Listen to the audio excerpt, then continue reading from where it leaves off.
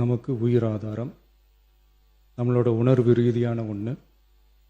அதனால் அதை வச்சு அரசியல் பண்ணுற எண்ணம் துளி கூட நம்ம அரசுக்கு இல்லை.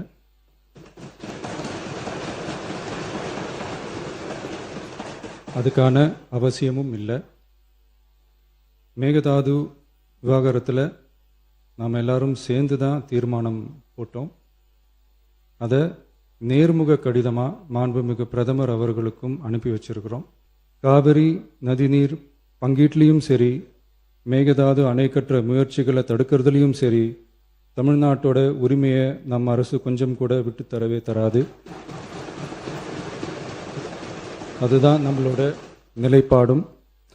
அதே நேரத்தில் கர்நாடகாவில் சில அணைகள் கட்ட ஆரம்பித்ததை பற்றியும் இதே அவையில் 1969 ஒரு விவாதம் நடந்திருக்கு. அப்போது நீர்வளத்துறை அமைச்சராக இருந்தது யார்?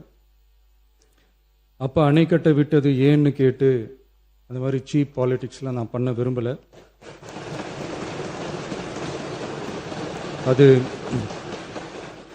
அது நம்ம நோக்கமும் இல்லை. ஏன்னா காவிரி விவகாரத்தை ரொம்ப கவனமாக கையாளணும். எந்த கட்சி ஆளுகிறது, எந்த கட்சிக்கு பெருமை, யாருக்கு பெருமைன்னெலாம் பார்க்கக்கூடாது. இது தமிழக மக்களுடைய பிரச்சனை அப்படின்னு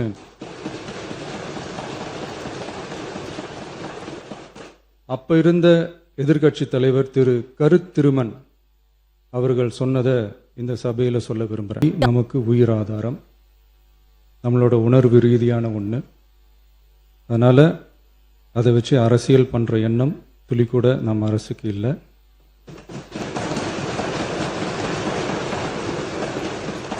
அதுக்கான அவசியமும் இல்லை. மேகதாது விவகாரத்தில் நாம் எல்லாரும் சேர்ந்து தான் தீர்மானம் போட்டோம். அதை நேர்முக கடிதமாக மாண்புமிகு பிரதமர் அவர்களுக்கும் அனுப்பி வச்சிருக்கிறோம். காவிரி நதிநீர் பங்கீட்லேயும் சரி, மேகதாது அணை கட்டுற முயற்சிகளை தடுக்கிறதுலையும் சரி, தமிழ்நாட்டோட உரிமையை நம்ம அரசு கொஞ்சம் கூட விட்டு தரவே தராது. அதுதான் நம்மளோட நிலைப்பாடும். அதே நேரத்தில் கர்நாடகாவில் சில அணைகள் கட்ட ஆரம்பித்ததை பற்றியும் இதே அவையில் 1969 ஒரு விவாதம் நடந்திருக்கு. அப்போது நீர்வளத்துறை அமைச்சராக இருந்தது யார்? அப்போ அணை கட்ட விட்டது ஏன்னு கேட்டு அந்த மாதிரி சீப் பாலிடிக்ஸ்லாம் நான் பண்ண விரும்பலை.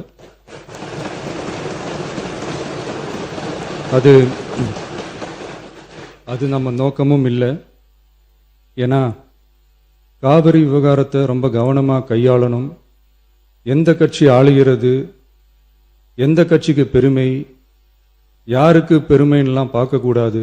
இது தமிழக மக்களுடைய பிரச்சனை அப்படின்னு